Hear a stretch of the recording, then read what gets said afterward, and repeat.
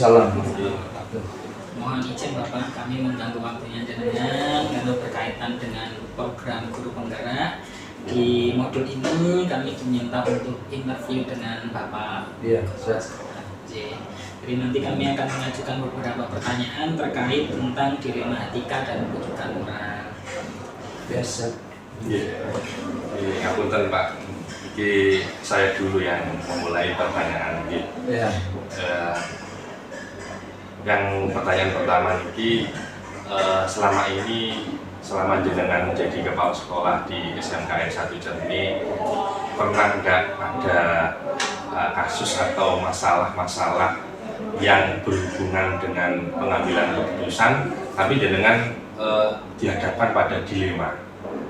Bisa kasus antar guru atau siswa dengan guru yang membuat panjenengan itu mengalami dilema dalam mengambil keputusan. Ya, memang ada beberapa yang ada dilema apabila ini diputuskan gimana itu ada.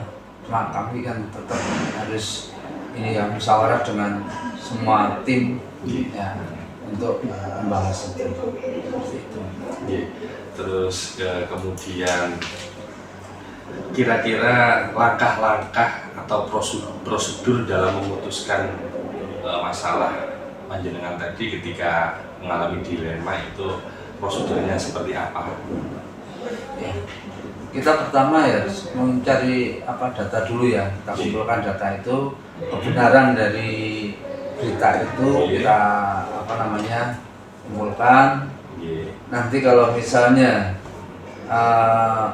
sudah jelas yang kita kumpulkan itu, berarti nanti kita akan panggil beberapa tim. Ya, tim itu kita panggil untuk mengambil keputusan atau mungkin untuk langkah-langkah gitu. Tapi kita juga akan lihat dulu apabila itu memang sifatnya itu sangat pribadi, kami mungkin tidak sampai menyebarkan dulu atau manggil tim, enggak. Tapi kita harus pelajari kalau sifatnya itu memang pribadi ya, sehingga nanti kalau misalnya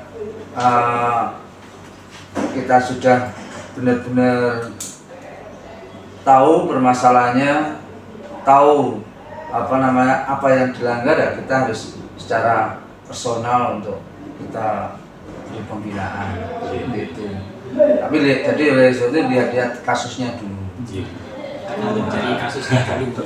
Bobot kasusnya masalahnya. Kalau contohnya niku lebih banyak guru dengan guru atau guru dengan siswa, masalah dilema itu? Kalau selama ini ya kita siswa ya. Untuk guru insya Allah tidak ada loh. Tapi siswa selama ini siswa yang kita tangani.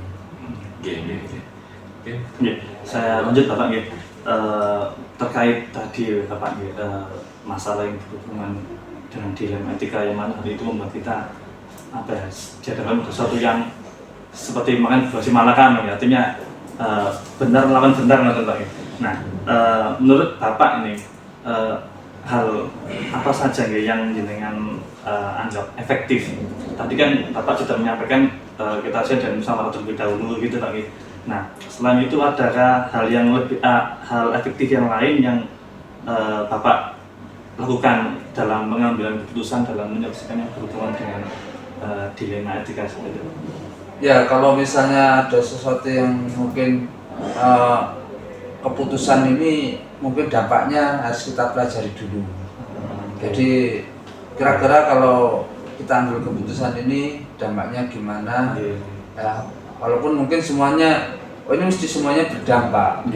Misalnya kalau ambil keputusan ini berdampak, ini juga berdampak, maka kita lihat dulu dampak ini hanya dampaknya skop kecil atau skopnya luas. Itu kan kita harus pelajari, dan setelah kita pelajari maka kita kalau sudah sampai ada dampak ke lain, itu berarti kita harus manggil tim, sehingga kita ngambil tim untuk putuskan bersama-sama. seperti itu.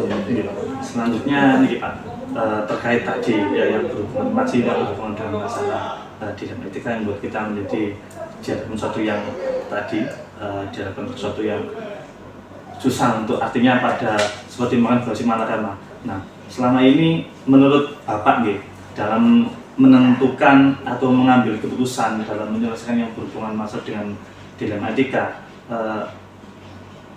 apa istilahnya kan kita seringkali mendapatkan tantangan gitu Pak Nggih, atau kesulitan gitu. Nah, selama ini tantangan apa nih Bapak yang Bapak hadapi dalam menyelesaikan masalah yang berhubungan dengan dilema etika ini Pak? Ya, selama kita ngambil keputusan itu bersama tim ya, kita itu sudah bersama tim dan kita sudah saling dampaknya itu seperti apa, maka kalau sudah dengan tim berarti kita lebih ringan, maka itu lebih ringan. Yang kedua, kalau misalnya ini langkah selanjutnya apa, supaya mungkin kadang-kadang setelah ngambil keputusan mesti kita itu ada hal-hal yang nggak enak terhadap yang bersangkutan, itu biasanya ya kita tetap kita pendekatan seperti biasa. Jadi jangan sampai setelah ada keputusan kita ambil jarak, itu jangan. Jadi kita tetap setelah ambil keputusan kita seperti biasa, seperti tidak ada masalah. Seperti biasa mohon. Nih, terakhir Bapak nih dari saya terkait dalam penyelesaian masalah yang berhubungan dengan dilema itu tadi Pak Nggih. Selama ini yang Bapak Tangkari lakukan itu seperti apa? Artinya menyelesaikan secara langsung di tempat saat itu juga atau butuh suatu schedule atau rencana untuk menyelesaikannya Pak Nggih? Ya, kita kalau untuk menyelesaikan ini harus ada tahapan-tahapan tadi. Jadi kita nggak bisa langsung kita memutuskan, itu tidak bisa. Musyawarah dulu. Musyawarah dengan teman-teman. Kalau itu misalnya tadi saya katakan, kalau itu misalnya ke siswa, bahkan kalau misalnya dengan siswa untuk perlu waktu lama karena mungkin kita juga perlu bukti-bukti ya, bukti-bukti yang lebih akurat untuk mengambil keputusan. Karena kalau kita tidak bukti kuat, itu juga salah kita dalam mengambil. Luar biasa. Iya, jadi sangat menginspirasi Bapak. Inspirasi sekali. Jadi yang saya tangkap dari yang tadi itu saat kita mengambil keputusan itu harus mempertimbangkan positif dan negatifnya juga. Ya, harus jangka panjang, jangka pendek, kemudian memutuskan bersama tim untuk mencapai musyawarah bersama.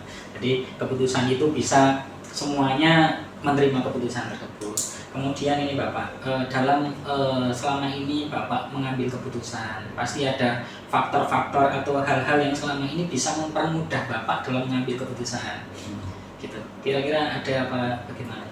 Ya, kalau yang paling mempermudah itu apabila mereka terus terang dan mereka menyadari itu yang paling mudah. Nah, kemudian kooperatif artinya Pak. Ya, itu yang paling mudah. Tapi kalau misalnya untuk memudahkan mengambil keputusan, kita harus memang punya bukti-bukti yang kuat juga itu tadi. Jadi kita cari beberapa sumber, jaga mereka kalau misalnya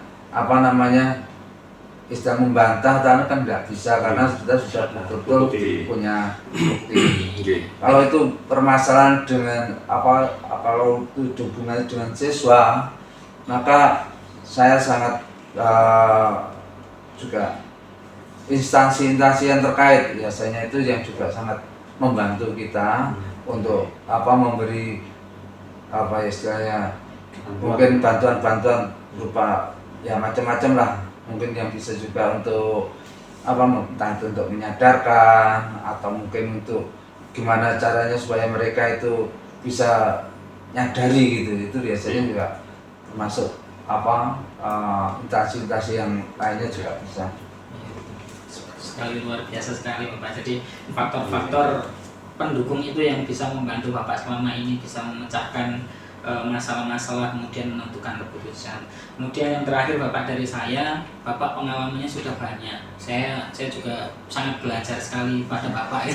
Selama ini keputusannya juga sangat-sangat bagus. Kemudian pembelajaran apa Bapak atau hikmah apa selama Bapak menjadi pemimpin dan membuat keputusan, kira-kira hikmah apa yang Bapak dapatkan selama ini? Ya, dari beberapa kasus ini yang bisa kita ambil itu adalah jangan sampai akan terjadi lagi yang terulang-ulang. Sehingga kita untuk kedepannya itu harus kita buat langkah-langkah bagaimana ini supaya tidak terjadi lagi, yang gitu. Kita tidak ingin kejadian itu pada orang lain juga, sehingga harapan kita setelah ambil keputusan inilah berhentilah sampai di situ aja, sampai yang lainnya.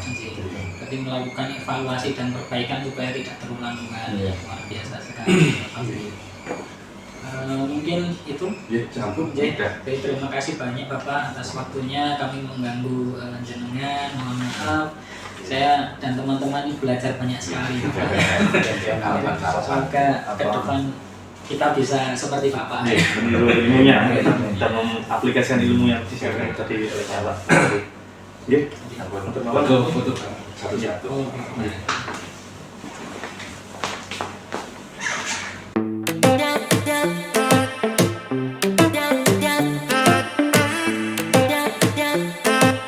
Assalamualaikum Pak Yasin, perkenalkan kami CGP Angkatan 10. Jadi kami dapat tugas untuk mewawancarai jenengan terkait nanti dilema etika dan rujukan moral. Kira-kira mohon maaf Bapak, kita mengganggu waktunya jenengan. Iya, tidak ada apa-apa. Nggak apa-apa Pak ya. Mohon maaf ini saya sini sibuk ini kan kita ini mengganggu, nggak apa-apa Pak ya. Santai saja. Ini dari mana? Dari CGP ya? Iya. Dari CGP. Angkatan 10 Pak. 10 Pak. Calon guru penggerak Pak ya. Jadi kita melewati ujian seperti ini ya untuk melewati tahapan-tahapan supaya nanti juga jadi kepala sekolah kayak Pak Yasin. Oh iya. Makanya kita Harapannya seperti itu. Iya, kesini harapannya. ingin mencari ilmu, nambah ilmu dari Pak Yasin. Mencari informasi ya. Iya, betul sekali. Kan kita sering punya banyak masalah gitu Pak. Yang mana masalah itu kadang kita untuk mengambil keputusan yang membuat kita gimana gitu loh. Variasi. Terus kita tanya bagaimana kami ketika mau berguru ke Pak Yasin, selaku kepala sekolah. Oke, saya sendiri juga siap untuk berbagi informasi. Alhamdulillah, ketemu banget Pak ya. Jadi ini Pak ya, saya mulai pertanyaan dulu dari saya, nanti teman-teman juga mau bertanya juga.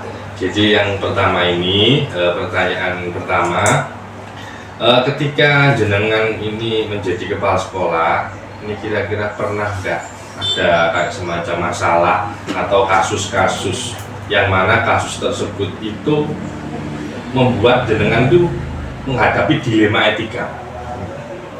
Kira-kira ada nggak kasus seperti itu? Berarti kasusnya Pak ya. Jadi selama ini kami memimpin di PKBN. PKBN itu kan pusat kegiatan belajar masyarakat. Di mana di dalamnya itu tentu banyak sekali warga belajar, termasuk peserta didik dan tutor. Karena banyak orang, tentu kan setiap orang punya pikiran yang berbeda-beda, pikiran yang bervariasi yang heterogen. Jadi di situ sudah pasti berpeluang untuk terjadi diferensiasi atau dinamika kehidupan. Nah, untuk masalah etika, dilema etika itu kan lebih ke ketika kita ada di hadapan suatu masalah, pengambilan keputusan sama-sama benarnya kan gitu. Itu banyak sekali kami menemukan itu di lapangan. Contoh ada nggak Pak contohnya lebih detail antara mungkin guru dengan siswa atau bagaimana, atau guru dengan guru?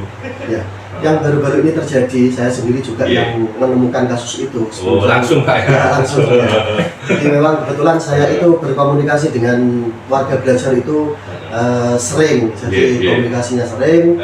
Nah, yang saya temukan akhir-akhir ini yang kemarin terjadi itu ada problem antara peserta didik dengan tutor kami. Nah, ada komunikasi yang tidak selaras gitulah. Berarti tutor Pak, bukan guru ya di PKBM? Kalau di PKBM itu namanya tutor Pak. Oh, tutor. Izinnya namanya tutor. Oh, Ya. gitu. Ya, tutor. Jadi kami temukan, kebetulan kami kan mengumpulkan warga belajar itu dalam satu grup, Iya. satu grup WA. Nah kemudian suatu waktu pembelajaran itu ada satu tutor yang punya kegiatan pembelajaran presentasi. Waktu itu presentasi. Nah sebelum waktu presentasi itu dilaksanakan itu kan memang sudah ada komunikasi dulu. Ya. Jadi di grup itu dikomunikasikan ada beberapa peserta yang memang tidak siap. Kebetulan peserta didik kami itu istilahnya kan PKBM itu kan usia-usia yang sudah matang. yang usia matang gitu, bukan usia-usia produktif ya, sekolah. Jadi memang mungkin kalau kami mengidentifikasi dari tutor ini menganggap bahwa peserta didik ini masih sama seperti peserta didik yang dari formal gitu, usia sekolah. Sedangkan karakter peserta didik sendiri itu ya sudah menyesuaikan dengan usianya, ya usia yang di atas produktif gitulah ya. Menarik ini Pak ya, menarik. Ya. Ya karena pembelajaran untuk orang dewasa. Iya betul. Menarik sekali ini ya masalahnya. Terus kemudian terus dengan masalah seperti itu, bagaimana Pak Yasin ini menyelesaikan atau mengambil keputusan antara tutor dengan si warga tadi itu, seperti apa Pak Yasin dalam mengambil keputusan komunikasi atau seperti apa? Oke, ketika saya melihat langsung itu saya juga waktu pertama kali melihat masalah itu, tentu saya mengidentifikasi dulu, saya observasi, saya observasi ke seluruh warga belajar. Saya ingin menemukan jawaban dari setiap masing-masing warga belajar. Tentunya juga saya mengobservasi dari tutor. Dari situlah saya mendapatkan jawaban yang berbeda-beda, yang dimana jawaban itu nanti saya kombinasikan untuk saya cari solusi dari sikap individu dan juga saya cari solusi bersama-sama secara mufakat. Jadi intinya penyelesaian masalah itu secara rembukan gitu. Ya, tentu ya. Saya sendiri ya, sebagai pengambil keputusan, saya juga tidak pernah meninggalkan prinsip-prinsip dalam mengambil keputusan. Tentunya yang biasanya kan ada 3 prinsip itu ya. Prinsip hasil akhir, gitu kan, prinsip peraturan sama prinsip rasa peduli. Betul. Benar. Berarti Pak Yasin ini kepala sekolah yang luar biasa. Sudah tahu prinsip-prinsip pengambilan keputusan. Yang peduli banget itu ya. Mungkin pertanyaan selanjutnya Pak, siapa Pak? Lukman dulu Pak. Itu Pak Yasin ini kan selaku kepala sekolah kan Pak Yasin seringkali kadang kita menemukan permasalahan-permasalahan yang mana dalam penyelesaiannya itu kita kadang diposisikan pada sesuatu yang menjadi dilema untuk kita. Nah, kadang karena itu semuanya benar lawan benar, katakanlah gitu Pak Yasin. Nah, terkait hal tersebut Pak Yasin, untuk yang berkaitan dengan dilema dalam diri kita, dalam dilema etika dalam diri kita ini, menurut jenengan apa saja yang selama ini jenengan anggap efektif dalam pengambilan keputusan pada kasus-kasus seperti tadi itu terkait hal yang membuat kita jadi dilema gitu. Ya. Jadi saya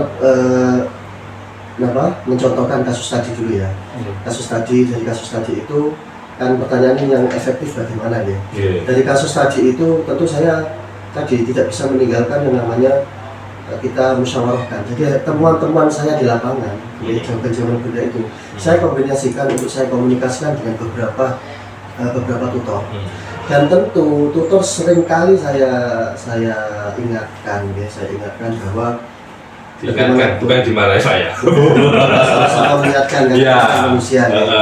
Pokoknya apapun yang kita lakukan, masalah apapun misalkan, kita sering ingatkan bahwa kita itu sebagai pemimpin, masalah apapun yang kita hadapi, kita tidak bisa lepas dari jiwa sosial kita.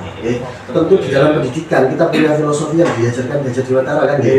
Engarso tungsun tulodo, emangso engarso bangun garso sama tuturi handayani kan gitu.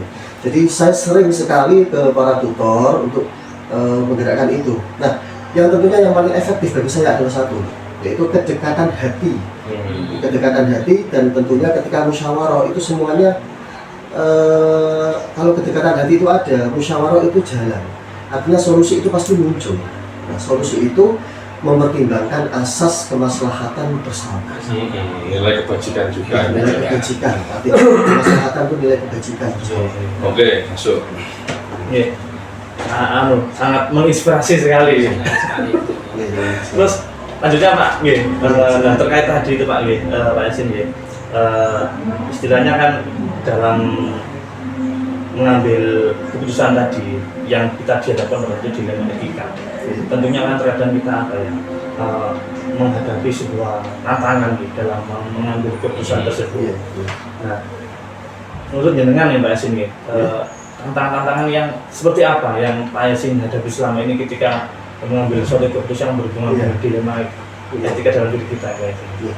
Untuk tantangannya sebetulnya tuh banyak dan bervariasi ya, kalau saya menyimpulkan semuanya itu. Tapi dari banyak masalah itu, banyak dan bervariasi itu,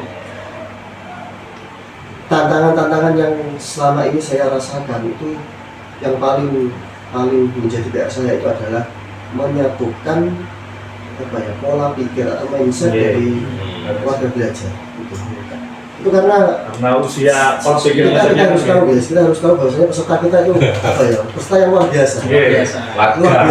Warga belajar bukan peserta didik ya. Warga belajar kita itu sangat punya pikiran yang kritis. Jadi pola pembelajaran kita, konsep kita juga harus mengikuti, kita menyesuaikan dengan harapan-harapan mereka. Agar supaya kita sama-sama mewujudkan nilai kebajikan, nilai kemanfaatan dalam pendidikan itu. Luar biasa, inspirasi sekali. Selanjutnya jadi tadi Pak Yasin sudah menyampaikan banyak pengalamannya, Pak. Dari pengalaman itu Bapak, dari masalah dilema etika tadi, kemudian rujukan moral dan yang pernah Bapak alami. Dari faktor-faktor itu semua, kira-kira ada nggak yang bisa mempermudah Bapak, membantu Bapak selama ini supaya masalah itu selesai dalam mengambil keputusan? Apa? Ya, kalau langkah-langkahnya ya, atau hal-hal yang memang memudahkan kami itu adalah satu, ya, itu kunci-kunci saya. Apapun masalahnya, apapun problemnya, dan bagaimanapun itunya, saya tuh lebih ke komunikasi. Pokoknya jangan sampai meninggalkan komunikasi. Dan tentu bagi saya, komunikasi yang dibentuk itu tidak lepas dari apa yang disampaikan dalam Al-Quran, yaitu ila sabili rabbika bil hikmah wal mau'izatil hasanah wajadilhum billati hiya ahsan. Kita harus betul-betul menggait mereka dengan cara yang lemah lembut. Itu selama ini yang kami rasakan sangat mudah sekali untuk menyelesaikan masalah. Lebih mudah tersentuh Bang Idan dengan kita.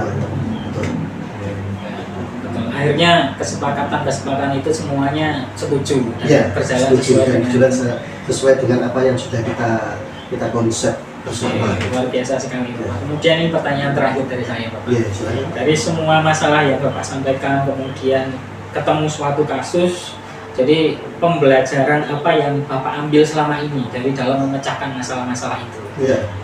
Hikmahnya. Dengan kan Ustadz ya. Kita minta ceramah hikmahnya. Tidak, kita sama-sama. Saya tidak menggurui. Sama-sama sharing pengalaman, berbagi informasi. Tapi terus terang kita berguru. Kita belajar banyak. Sama-sama, ini kan juga sama-sama guru. Cuma kan bedanya calon penggeraknya kan gitu kan. Tentu hikmah yang bisa kita ambil, nilai-nilai positif sangat banyak sekali. Dilihat dari aspek moral, aspek nilai-nilai kehidupan, nilai-nilai sosial, itu tentu kami selalu menemui hal itu.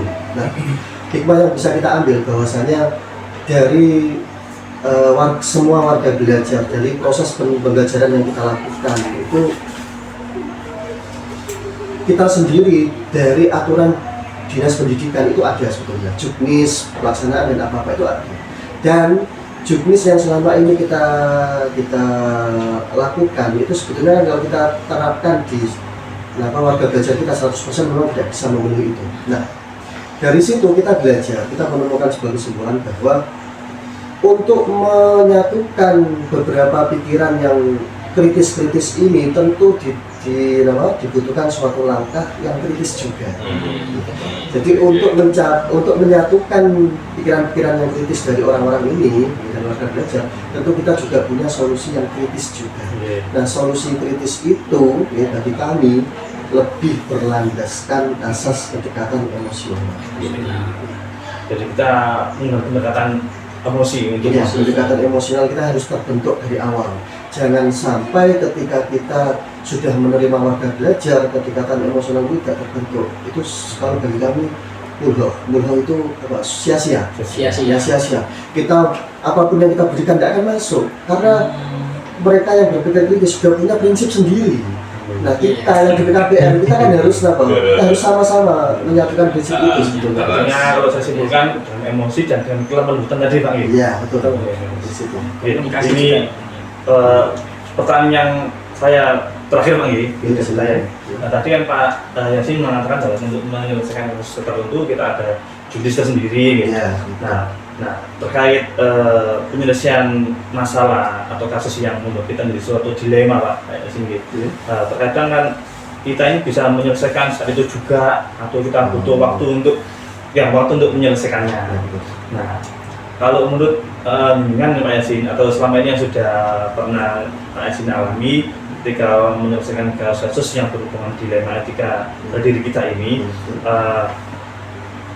pernahkah atau apakah dengan dalam menyelesaikannya itu dengan membuat jadwal tersendiri atau langsung menyelesaikan saat itu juga Pak? Nah, kalau jika misal ada Pak bentuk atau prosedur seperti apa yang Bapak lakukan terkait penyelesaian dilema etika tadi itu? Iya, terima kasih. Jadi tadi saya katakan di awal tadi ya, untuk mengidentifikasi kan kami perlu observasi dulu kan. Tentu observasi itu butuh waktu, butuh waktu dan itu memang tidak terjadwal, tidak terkonsep. Jadi kami ke lapangan, kami tanya dan itu. Nah, untuk masalah penanganan langsung atau tidaknya itu kami lihat bobot masalahnya. Bagi kami masalah itu adalah penyakit. Bagi kami masalah itu adalah penyakit di suatu institusi atau lembaga. Nah, kita lihat bobot penyakitnya. Tentunya kalau kita sendiri punya prinsip, kalau ada penyakit segera harus ditangani. Kalau ada penyakit segera harus diobati, jangan sampai itu berlarut-larut. Nanti kalau kita biarkan, itu nanti justru bisa menjalar ke hal-hal yang lain. Biasa sekali Pak. Jadi kami itu lebih ke identifikasi bobot masalahnya bagaimana. Kalau memang diperlukan untuk schedule atau jadwal, tentu kita tidak bisa meninggalkan observasi kita juga. Artinya kalau bisa simpulkan terkait penyelesaian masalah yang berhubungan dengan jadwal saat itu juga artinya secepat mungkin kita kita menyelesaikan masalah kita gitu. Ya, betul. Sampun Pak, mungkin terima kasih banyak atas kesempatan yang diberikan. Kami belajar banyak sama jenengan Pak. Sama-sama. Ke depan kita bisa tertular ilmunya, bisa jadi kepala sekolah seperti ini. Sangat menginspirasi sekali. Terima kasih Pak Yasin ya. Assalamualaikum. Waalaikumsalam.